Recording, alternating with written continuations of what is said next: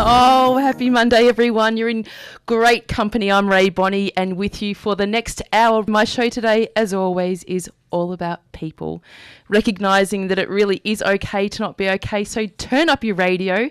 It's the last week of October and just 56 days until Christmas. Sounds like a lot, really, but I think there's about 9 Fridays in that. But thinking about that, resilience, persistence and determination are the words to describe my guest today. Born and bred in the eastern suburbs of Melbourne, Warren Davies was the son of a small business owner.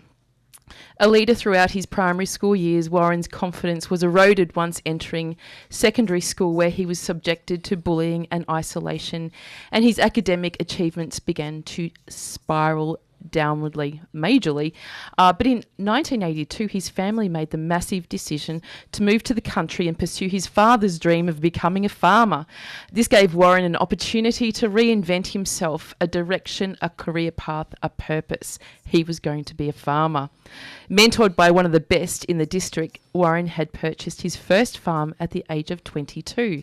But the next 16 years were to be defining years for him. The harsh reality of being a farmer soon became evident. There were high interest rates, low commodity prices, flood and drought, all having an impact, but most significantly was that on his mental health. And these events all tested his resilience, persistence and determination, and had a massive impact on his young family, relationships and finance, all culminating, I should say, with the decision to basically have to walk off his farm.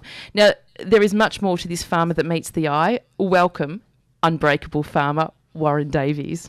Thanks, Rae. Thanks for having me on this morning. What a build-up. Yeah, that's a big build-up. I know, right? Now we have your beautiful daughter, Sophie, in the studio as well today. She said, I don't really want to come on air, but she's sitting there grinning like a Cheshire cat, listening to her dad. But we might seduce her on later. Now, Warren, we met rather recently this year because we're both taking part in a gala event on the 22nd of November. A massive event, yes. The I'm Just a Man event. Yes. Which is very exciting for me. It's to mark the 20th anniversary of Michael Hutchins's death, and I'm a massive INXS fan, so when I was asked if I would like to be involved, it was a definite yes from the start. And also to convey the message around men's health, men's mental health, and try and raise some money for Beyond Blue and the Movember campaign. That's right. Both of them we're divvying up 50-50. Yeah. At the end of the night, we're going to get our little bean counters out. And there you go, Movember, and there you go, Beyond Blue. But seriously, it's such an important issue. It's the one that I get up for every day, acknowledging that for every minute of every day, another man tries to kill himself, and that really is worthy of so much more attention than it's getting. It's a massive stat that's probably a little bit unknown by most people. It's something that it goes by the wayside, and I suppose that's one of my passions and why I got involved in doing what I'm doing now as a speaker, is just to raise awareness about men's mental health, but mental health in general, and especially in the regional areas from where I come from, and try and create some awareness and some support and a place for people to feel comfortable and go and talk about issues that are affecting them. I love your term, the unbreakable farmer, but in my world, Warren, every day, unless I've made a man cry, my day is not complete. So I'm hoping to achieve that today. If you could just indulge me a little bit. All right. I'll get the waterworks already started. But it's not all about that, is it? When we're talking about men don't show emotion, men don't seek help, men don't talk. In fact, they do. It's just creating environments where men are comfortable and safe to do so. Do you think that's... It's all about creating that safe environment for anyone to speak about things that are challenging them, and I suppose, especially with mental health, the stigma that's involved, it's something that people aren't willing to talk about easy. So to create the environment and so they can actually put their hand up and speak or reach out and try and seek help, because that's the biggest thing. You can sit in silence and isolation, and the problem just gets worse. It's something that you need to reach out and talk about, and let the world know that you are suffering, because we just talked about crying, but crying's maybe not one of those things. It could be just something that's playing on your mind, and it just wears you down after a while, and it breaks down that resilience and that ability to bounce back, and sometimes you just get yourself to a place where you just don't know where you're going and how to get out of it, and you just need someone to reach out and give you that, will create that environment that you can reach out and seek help. But that feeling of being cared for, isn't it so different than being told that you're cared for? Yeah, no, it definitely like I love this Australian. Sorry, I did talk over the top of you then, Warren. But that Australian conversation, typically of men, this is how it goes. How you going, mate? Yeah, good. Yep. That's it. Closed-ended questions that you yes. that you need to delve deeper into, and I suppose some of the work that I do in the speaking that I do as the Unbreakable Farmer, but also as a facilitator with a program called Outside the Locker Room, it's about learning the signs. One, how to recognise the signs, and then two, how to approach people.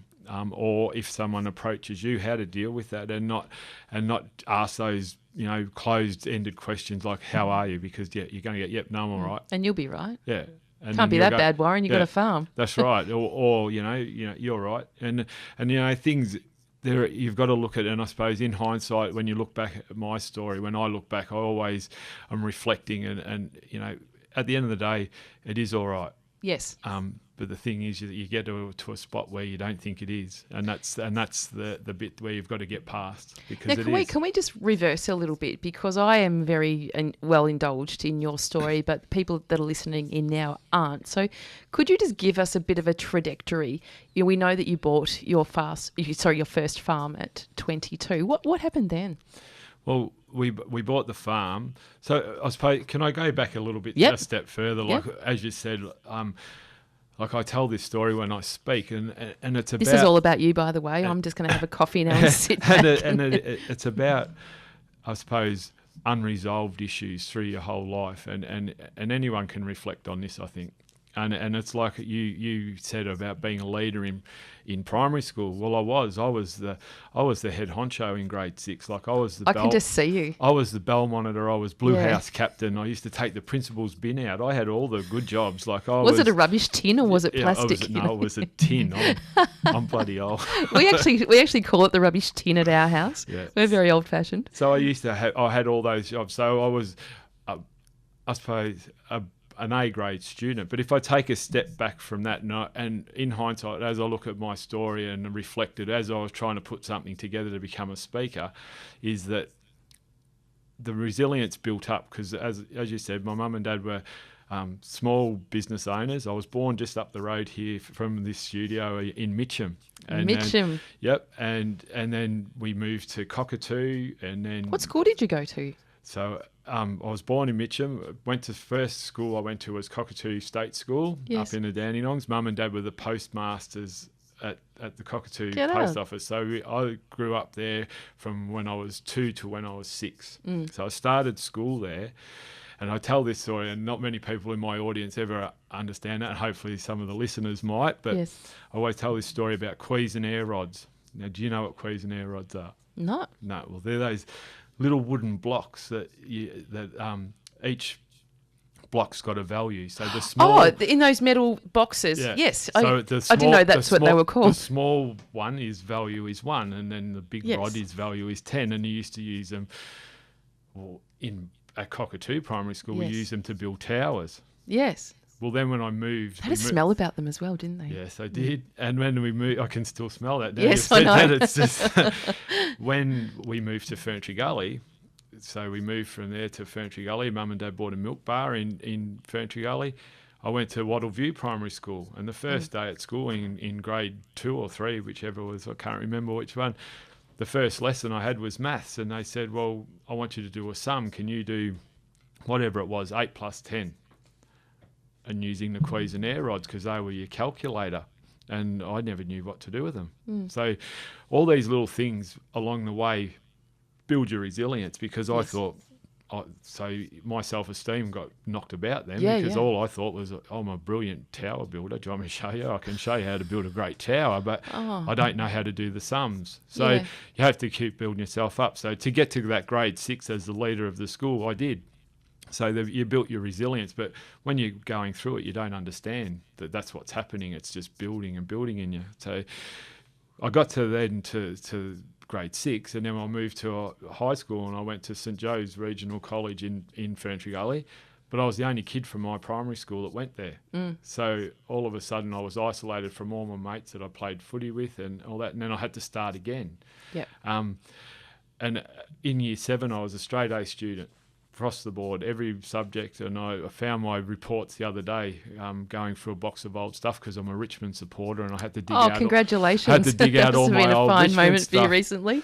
And I found my reports, and I've been telling this story for the last 3 years, but only just remembering it in my head. But that's actually, I seen it on paper, and I was a straight A student. But by the time I got to year 9, I was a E+ at the best, or minus. And what was happening then? So another test of your resilience and being able to pick yourself up. But I'll get to the point that I was saying about not dealing with these issues. But Man, you've got 45 minutes to go. It's ages. But getting bullied was a major thing, and like, no one can see me because obviously it's radio, but I'm like 6'3", and I was 6'3" when I was about 12 years old. Wow. So when people see me speak, they go, "Well, you wouldn't have got bullied," but I did. I got bullied by the little, smart ass folks at school, and they used What to did that feel like, Warren? Well, it was demoralising. It was like, it was really affected your self-esteem, and you just didn't know where your place was in the world. So jumping forward to when Dad decided, as a butcher in Wattle Park, so just down the road again from where we are here, Box Hill was one of our delivery areas that we used to always be around. Dad said, righto, we're going up to visit friends at Mooroopna, which is just out of Shepparton, and we're going there. So this is the September school holidays. And Dad goes, we're going up there for the weekend. And I thought, great, because I loved going up to visit our friends, because I thought farming was all about motorbikes and tractors and feeding calves and doing all the fun things. So we went up there, and then on one of the days, Dad said to my mum, I'm just going to nick into Tatura, the local town, to Tat, Tat, and have a look in the real estate windows. So just reminding you, this is September school holidays. Well, on Cup Day, we moved. Oh, you're fast. Yeah, so they come back. Dad found a farm. He come back and put the house on the market and sold it, and we moved. So it was a whirlwind thing. So leaving friends behind, all that was really hard. Again. But I also looked at it as a new start for me, because, subjected to everything that it was to at school. Not that it was all bad, but there was things that I'm really passionate about. It's AFL football. I love footy, and one of my key goals was to be in the footy team at school, and I wasn't getting there, and that was really playing on my self-esteem as well. But because I ended up being on the table tennis team, like representing my school. Quite a departure from the AFL. But in hindsight now, about 8 of the blokes that I went to school with all played AFL footy, so I'm not so harsh on myself now, and one of the guys is still involved in the AFL system even today, so I'm not really harsh on myself about that. But it was one of those things that I really wanted to achieve, and I wasn't achieving, and failing at school, and everything was just starting to fall apart. So moving up to the country was just going to be a new start, a way of redefining myself, I suppose. So that was where we got to, like, moving up there. So, but as a failing student, I went up there, but thinking it would improve. Did you have brothers and sisters? Or I had one sister. So quite a small family. So very small family. Not like the one that you've built yourself. No. So we've got our whole extended family is very small. So I've only, on my dad's side of the family, I've only had an uncle and an auntie, and they didn't have any kids, and a nana. And then on mum's side of the family, I only had an auntie. So with 3 kids, which I'm really close with those cousins, but they were, we'd never seen lots of each other back in those, even though it's not that far long ago. Back in those days, you didn't, travel to the other side of, they lived in Thomastown, so you didn't travel across there all the time. It was just for Christmas, and, So, but hearing your story so far, is very typical of Australian boys growing up, and that whole thing around stoicism, and especially being a tall person. The expectation is that you're tough, you're strong, that you're resilient, but quite the opposite for you. And so now you've arrived, on the farm, so to speak. How did things change for you? Well, I suppose things didn't change, and that was I suppose the thing was I got to school in Kyabram. We moved to a place called Merrigum, just out of Kyabram, and went to school. And I always get a laugh about this. So you can imagine Cup Day, arrive at a new school the day after basically that week. So there was only about 6 weeks of school left. Well, the rest of that school year was a non-event because I was going to a boys' school in Melbourne, and I arrived at a secondary college in Kyabram, and all of a sudden there's girls. Country girls. And I'm in year 9, so my concentration levels weren't that great. So were your parents putting pressure on you at this stage as well to achieve? They're okay? We're never... it's not as much as the pressure that I put on my kids, I think, now to achieve, because I know mum and dad weren't never like that. Like, they were always busy, so we were probably fairly independent kids growing up, because I obviously owning milk bars and takeaway shops and all that sort of stuff, we were left to Tell me, Warren, honestly, are your parents not listening in? No, well, my mum unfortunately has passed away, and dad's in China, so no. Oh, okay. Well, if they are listening in, I want you to answer this question as honestly as you can. How many lollies did you steal from that milk bar? No, well, it's not the lollies. It was more the Blue Heaven milkshakes. It was no good. How do you steal a milkshake? You're going to make that. Walk in. I can always remember Marnie's Road in Ferntree Gully, and I used to. And it's amazing how you quickly accumulate friends when your mum and dad own a milk bar. So you'd walk in, and back in those days, they didn't fill milkshake containers from a bottle. You had a dipper in the counter that was in a thing, and you used to go in and you'd fill her up, and always either a Blue Heaven milkshake or a caramel one with about 5 teaspoons of malt was makes me feel a bit ill just thinking about very nice that. So you didn't like graduate into stealing some Winnie Reds or Winnie Blues? No, never got there. No, so I've out of all that, I've never smoked in my life or anything like that. So I've never even went to those, pinching stuff like that, because back in those days they sold everything at the milk bar. So a few lollies and the odd milkshake every day. Well, I won't apologise for digressing, because I think it's so nostalgic when you think about milk bars, and it's just another industry as well that back in the day was such a neighbourhood staple that now really doesn't exist. And I suppose part of, like with all storytelling, you have to tell your whole story, because it paints the picture. So the school part of my story paints a bit of a picture of where my self-esteem was, and not resolving those issues. Did you ever feel like killing yourself when you were a boy? No. It was just very, just didn't know where I fitted in. But also not knowing who to talk to. So why I do what I do now is that reason. Because especially the work that I do within footy clubs with outside the locker room is, you're talking to a lot of 15 to 18-year-old fellas that, they might be suffering in silence, and all they need is just that little avenue. And I always go on with the thought of, if it doesn't matter if there's 10 in the room or 500 in the room, if I affect one person and make that easy for that one person to speak up, I've done my job. Absolutely. And that's all I do. I don't try. I'm never going to change the world. Like everyone says, what's your dream? But that does change. One person is the world. Well, the ripple effect from that one person, and if you look at the stats, the ripple effect from that one person, if they committed suicide or suffer a mental health issue ongoing in their life, well, that ripple effect affects everyone around them. That's, if I can affect one person, that's why I do what I do. So, and that's why and it started when I was young like that. So, it's so important that we all recognise that we have no idea the impact that we have on others, and by exhibiting those very small doses of kindness and care, as opposed to something else, again, you have no idea the impact that you'll have on a human being, and that could be of a stranger. So I could tell you some wonderful stories about strangers that you never meet, I'd especially beat you. in the I'd footy beat you. club. Yeah. That you've just never met before, and all of a sudden you've made an impact on them.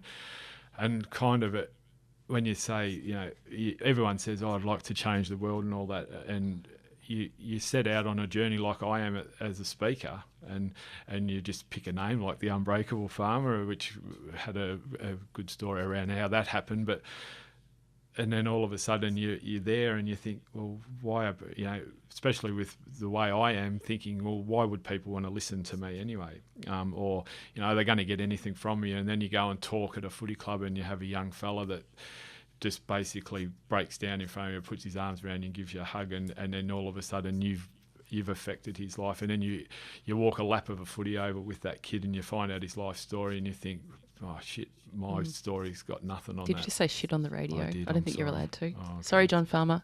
Erase that. I'm a very irreverent speaker. Sophie's chuckling in the background there. You see, people like Sophie add value to the world as well. Sophie's studying to be a nurse. And, you know, again, that is a direct connection to the human condition. When people are, you know, not in a right space or they're suffering mentally, physically, that, you know, the human connection is so important.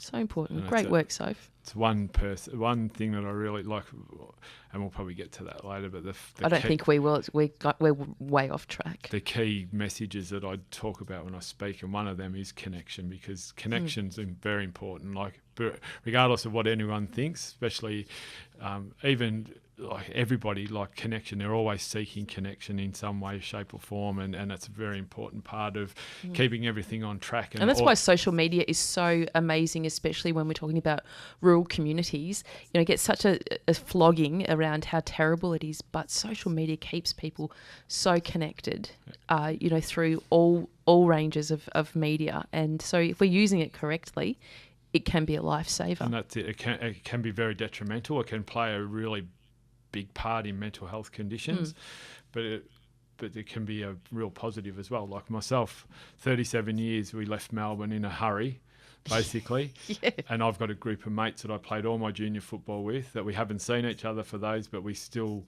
are on their, you know, bit of banter between us, and we haven't seen each other. It's like we're still mates, still schoolboy mates, but we're connected through Facebook, and it's amazing. But it does have that negative effect, and some of the stuff with outside the locker room we do is about social media and how to do it properly and use it as a positive and not a negative, because it's not a negative, I don't believe. Well, it's like anything, you know, you go back into our, you know, generation, people sent each other letters, poison pen letters, or whatever that might be. We're still communicating, we were still connecting in ways that were detrimental. Yeah. And you talk about, you know, being bullied at school. You know, we didn't have social media then, but it was still happening. So note in your bag or something like that's that, right. or in your locker when you went home, you go, well, where'd that come from? You didn't know where it come from. That was the thing. It was from an unknown source. Then at least on Facebook, you know where it's coming from. You can track it down. But to put everything onto social media that's an issue. These have always been issues, how people treat each other and how people don't take care of each other. So, you know, important to recognise that, and connection. Yeah. It really, it's such a big thing. It's massive. Yeah. Now, speaking of that, music. Music is such a way that we stay connected through storytelling, through enjoyment. And I know you're a massive INXS fan, because that's why you were attracted to our event, I'm Just a Man, which is coming to life on the 22nd of November. Yep. I think we're kicking off at around 6 p.m. At the park, at Albert Park. Now, you can find out a little bit more about our event. Warren's going to be speaking. I'm also speaking. We have Adam Garoni, who is the Chief Mo at Movember. He's joining us from LA, not physically, but his voice will be. We've got Tom Downey, who's recently retired from a GWS. Another good country boy. Yes, and Tom and I spent a couple of hours together the other night, which was highly entertaining. We're promising perhaps to recreate the lift out of Dirty Dancing at the end of our presentation. I said to Tom, hey man, like Tom's about 6'5", I think he's a bit taller than you. Yeah.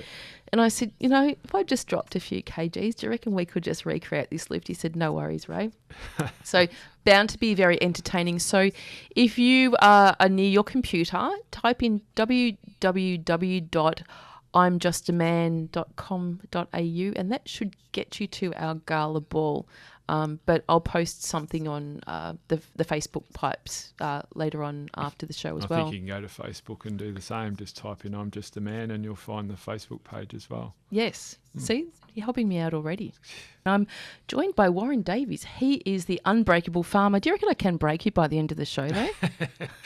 It's a very loose term. The Unbreakable Farmer, it's that's it. I think all farmers are unbreakable. It's just a name that I was able to register and get a domain name for, so that's where Well, it certainly has gained some amazing momentum, and I've been watching a lot of your presentations and you get across all manner of speaking, literally, which I love, from the corporate space right through to, as you said before, football clubs where, men also matter as well. But your story it's simple, but it's just so real. And the way you tell it, I think, is builds that authenticity. And I think that's something that people really do resonate with, that authenticity. Yeah, well, I think I call it, which mightn't be politically correct either, but I call it the white coat syndrome when it comes to mental health. A lot of people, and this is not big noting myself either, but connect with me or with speakers. Well, you just did big note yourself, but that's all right. But with the speakers in general that are in this space,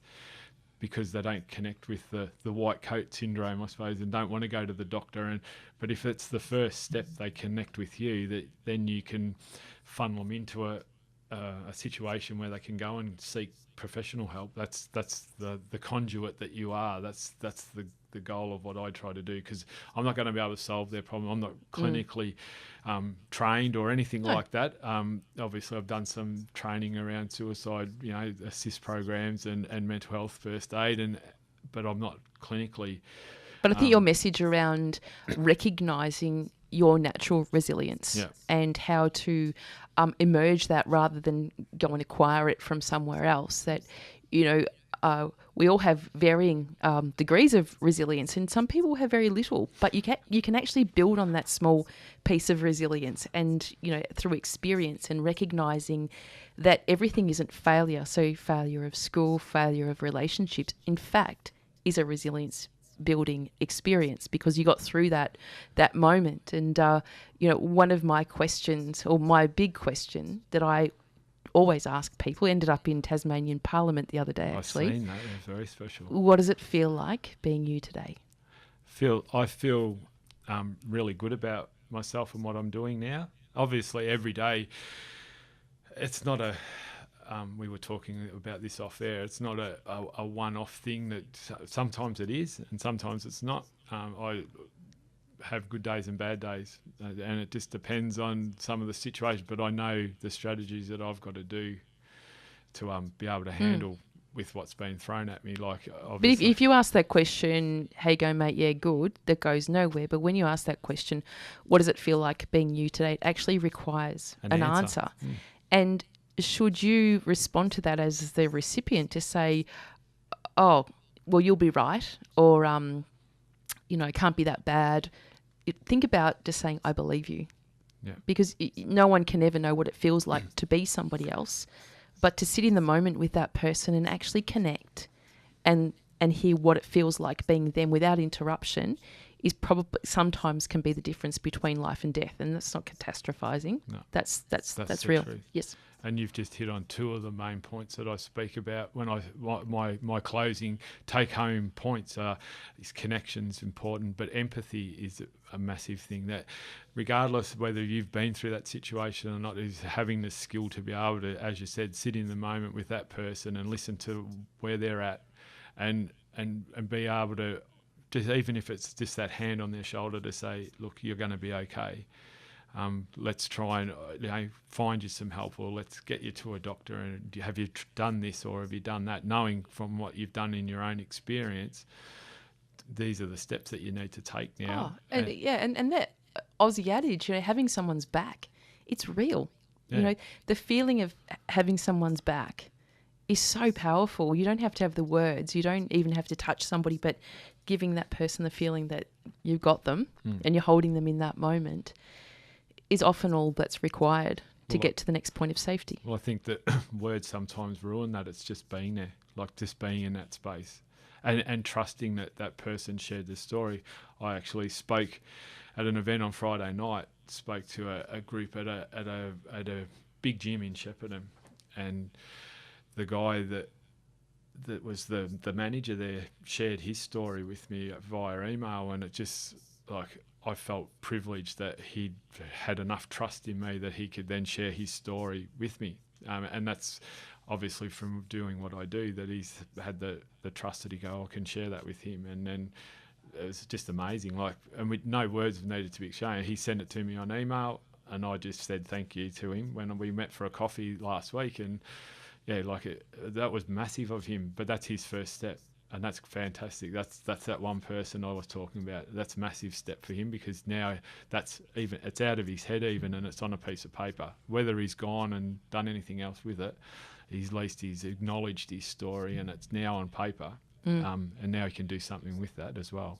So. Oh yeah, and that's really powerful. Yeah. And earlier in the year, you might be interested in this. Warren, I had on my show the founder of the game called Squatter. I don't know if you remember Squatter. I can remember Squatter. Yes.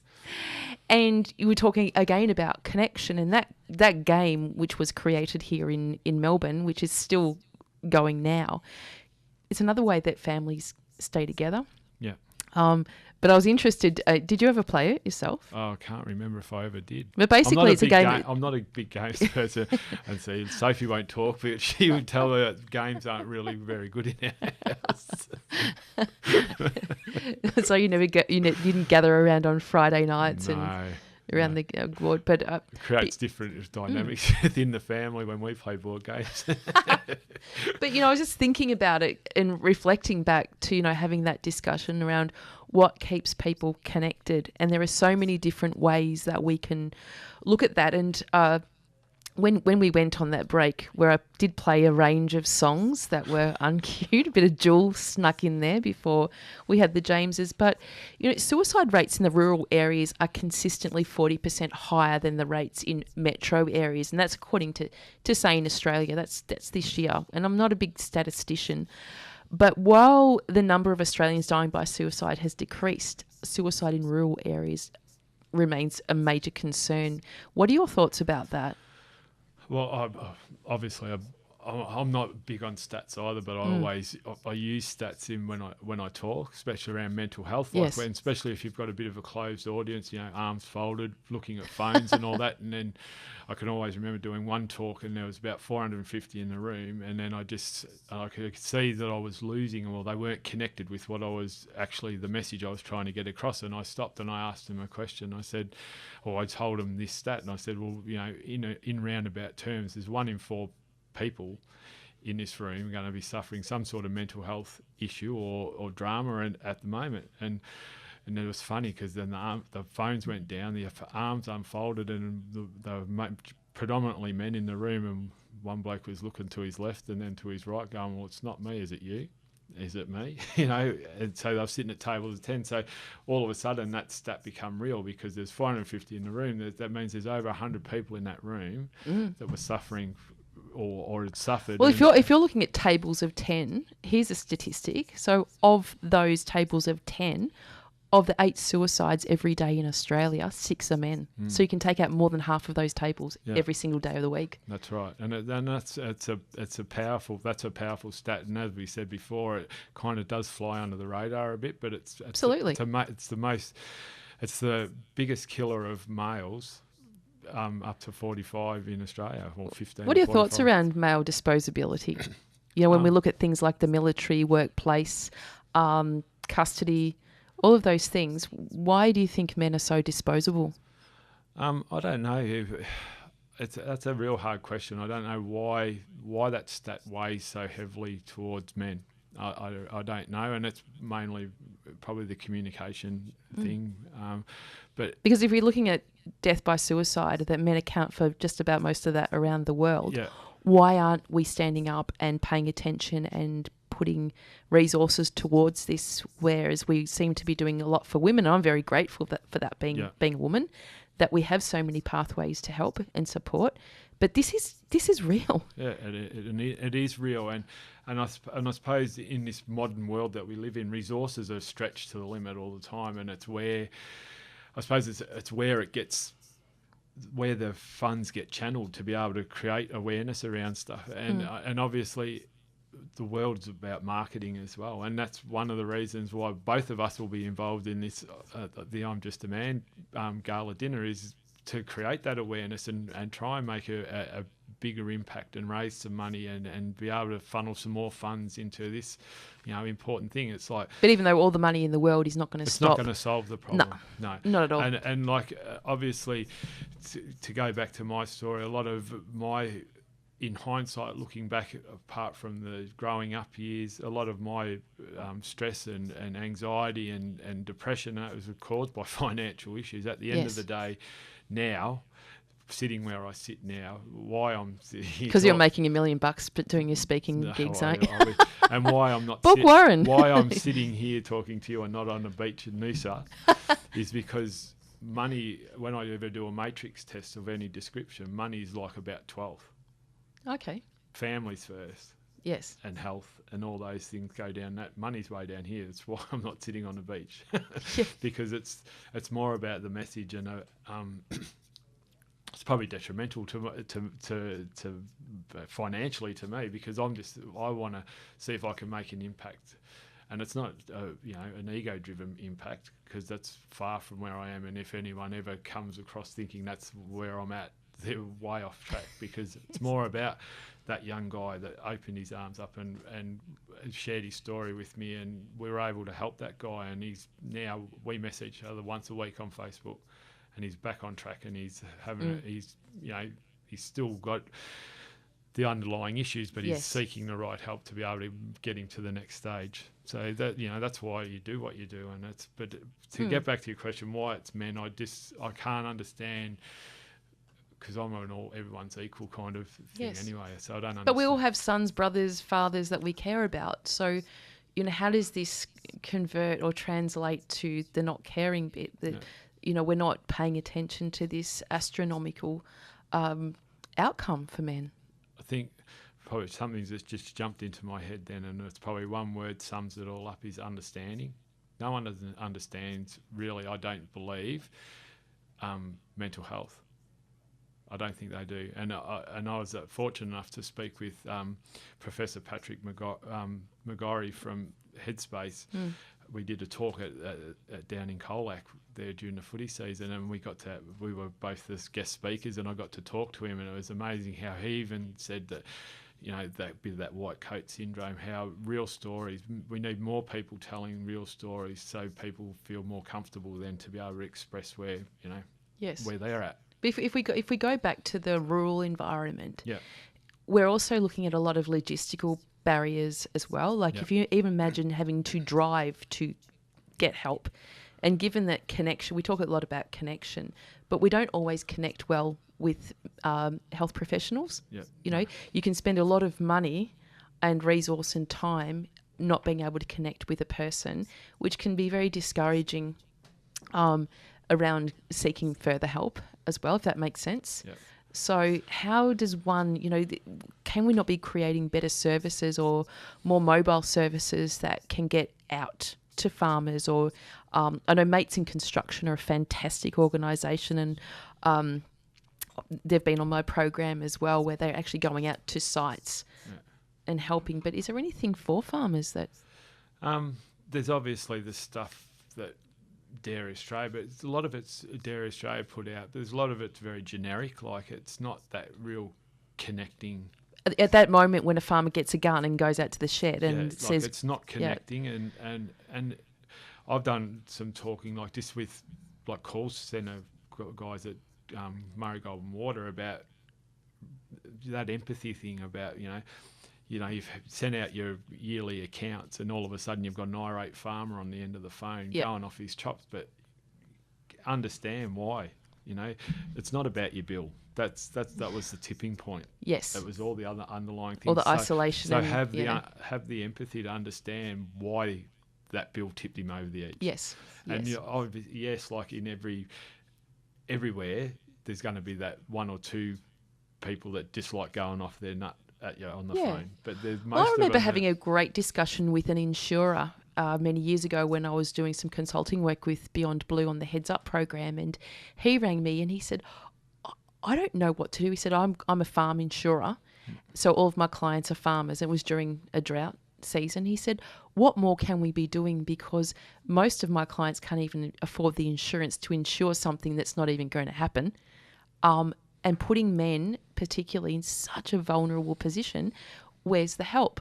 And there was no answer. There was no answer. So that was a phone through in my journey. So my first ever step out and go and try and seek some help around my mental health, and then got put on a mental health plan and went to a psychologist, and basically the answer that I got, which then obviously I just said, no, this isn't for me, but the answer that I got was, I know what your problem is, after speaking to me, saying this is a lot about financial stress. And I said, yes, it is. Like, we're in the middle of a drought. Yes, it's massive. We had $900,000 debt hanging over our head and had no way of, feeding our animals or our family, So yes, there was a massive thing, but there was also underlying stuff as well. But she goes, I've got the answer for you, and this is not detrimental to the salvos. Don't take this out of context. But she said, I'm going to send you to the salvos and they'll help you. And so basically, at the end of the day, what they gave me was a $200 voucher to help with paying the phone bill or something like that. The day before that, I'd bought a load of grain to feed my cows. It cost me $15,000. So where was $250 going to do? So I got a complete disconnect then from that, I suppose, seeking that help. And I think that's the whole thing, is being able to understand what's actually going on, and not just say, how did you undo all of that? Because we've got about 7 minutes left of the show, and I'm sure people are hanging, like I'm almost hanging on the cliff here. What happened next when you're coming back from a $900,000? So basically what happened with the drought, we strategized with all our, so another one of my points is seek help and, or guidance. And that's not just around mental health, that's around everything. And so we did, from our accountants and our farm advisors, and we set out on a strategic plan, which just within half an hour, because of the way that the drought was going, we'd set out a budget and all that. By the time we'd travel back to the farm, the hay prices that we'd put in that budget at $300 a tonne were now $500 a tonne, and it was just going out of control. But basically, at the end of the day, we got to the stage where we wanted to, if we were going to go out, we wanted to go out on our terms, and we just drew a line in the sand. And even though we had a young family, we just said we can't do this anymore. We'd gone in 18 months from about $180,000 profit to a $250,000 loss, just trying to keep our animals alive. So we just drew a line in the sand and just said we can't do this anymore, and we stepped over that line and walked away from the farm. So you didn't sell it? We couldn't sell it. Yeah. We just sent out, most of our cattle went to the abattoirs because no one would buy them, which was the most heartbreaking day of my life. And basically walked off the farm, and we packed up our then 4 kids, and my wife was about 6 months pregnant. We moved to Mount Gambier, and I went and managed a farm down there, which was a knee-jerk reaction in hindsight again. But that was our best option. So we never sold the farm for another 12, 15 months after we left the farm because we couldn't sell it. So we had that debt, so I had to go and find a job that was paying well enough to be able to support the debt, and the rest, obviously selling the cows, and that helped with that. But that was a very traumatic time, and but I think all the things, if we go back to the whole story, that even the being bullied at school, building that resilience, all of a sudden you get to that stage, and you know deep down that everything will be okay, because everything is okay at the end of the day. You've just got to find the path to be able to get there, and being resilient enough to know that don't let and this is all from hindsight because I've been to the other way, like where I can't see the light at the end of the tunnel, but you've just got to see that light at the end of the tunnel and just find that path to get there. Wow, that's a bit gobsmacking. Never a day goes by, Warren, that I'm not astounded at, the human condition and how resilience really does work. And, you've just described it absolutely perfectly, that you don't know what you've got until you need it. Yeah. And you can be pretty certain that you can draw from some experience of your life. And so many people go, well, I'm not going to do anything just in case I get hurt or just in case it doesn't work out. However, nothing's going to happen to you unless something happens to you. And I always, and just to go back that funny thing you were saying about, resilience or perception of anything. The first ever talk I did in Melbourne, I asked the question, what's resilience? And no, everyone sat cross-armed. All of a sudden, this little 22-year-old accountant up in the back corner of the room said, I'll have a crack. And I said, well, what's your perception of resilience? And he said, well, I went to the gym this morning. The lap pool was at 21 degrees, but I still got in and I did my laps. And I said, that's fantastic. I'll tell you what mine is. And the way I describe rock resilience, especially, is it's like bungee jumping. Yeah. You've got to walk to the edge of that thing, and you've got to take that. You've got to step off. Yes. And just be aware that cord's going to bounce you back up. If you're going to nearly hit the bottom, you'll bounce back. That's up. right. It's like take the leap because the safety net will probably appear. You just don't know what that's going to look like. That's right. Well, that's pretty powerful stuff. Now, before we go, where can people find you? And once they do, what should they do with you? Wow. That's a very, very open question. Yes. Well, you can find me on all the usual places. On Facebook, The Unbreakable Farmer, or my website, www.theunbreakablefarmer.com.au. What can they do with me? Well, I'd love to come and speak at your organisation, at your work or wherever it is. Obviously, as I said, I do that stuff, and I do, if there's anyone at footy clubs or whatever sporting clubs that want to get involved with the Outside the Locker Room program, I do a wonderful range of things, but generally talk when I go and talk at any venue or anyone is tell my story. Yes. That's the base point, and and then structured around what they want to achieve out of me telling my story, whether that's resilience or whether it's leadership or because obviously we've only had an hour. There's lots of other parts. I know, of my and you've story. heard like so many fragments of your story. I don't think I think I did a fabulous job, really, but it's been in so many fits and starts today, gone off on all manner of tangent. But I think that's the beauty of radio as well, that we get to do that and also create that curiosity around, what more, can you be talking about? Yeah, so there's lots of other things I can talk about, very wide and ranging speaking topics I've got. Well, you must come back. Oh, I'd love to come back. It's been fun. Now, we are going to be seeing each other again on the 22nd of November, as previously mentioned in the show. I'm Just a Man. It's a gala ball event where we are raising awareness and also some funds around suicide prevention, especially in men. Half of our money is going to the Movember Foundation and the other half to Beyond Blue. But we have a range of great speakers. We've got Adam Garoni from Movember, who's going to be Skyping in. We've got Jim Skivalides. He's actually the founder of the event, who last year almost lost everything, including his life, to suicide. He's a massive INXS fan, so he thought, why not on the anniversary of Michael Hutchins' death? Let's have an awareness raising event where we get to frock up and maybe wear your favourite band T-shirt. Yes. We've got Tom Downey, ex-GWS AFL footballer. Tom's coming on to talk about his experience earlier this year where he has retired from the AFL to take care of his own mental health and the amazing thing that's he's doing in the world at the moment around youth welfare, which is really, really cool. And we've got another few speakers as well. So and I'll be there. And you'll be there, of course. You'll be there. You'll be speaking as well. Yes. Take care, everyone. We'll see you next week.